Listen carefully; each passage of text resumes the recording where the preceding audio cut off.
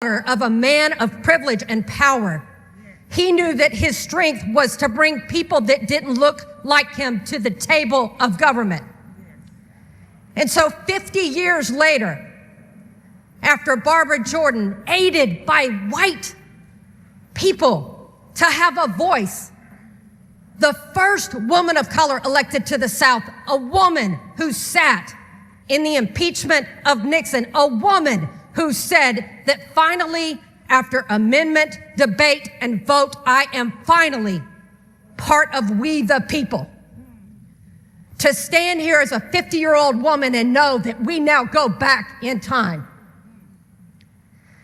So let's talk about cowardice and cheats. Because if you knew you could win this next election, you wouldn't be taking this effort to try to steal 5 seats from elected officials that members of color elected to represent them in Washington, D.C.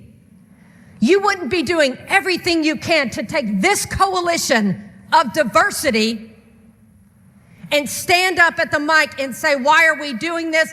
Because we can.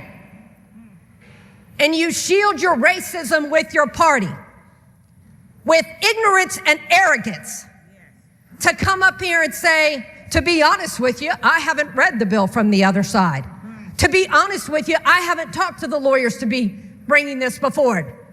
Because you think that people will give you grace on ignorance and arrogance around party, because you can't admit that the root of all of this is about racism and power.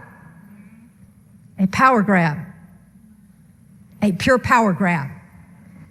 And so I'm going to ask, don't shake your head, because I'm going to give you a moment to prove what you mean behind that.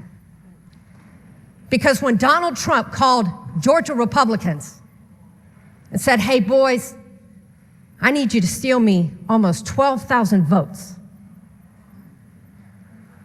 To those men credit, they said, no, sir. We already know what Governor Abbott said.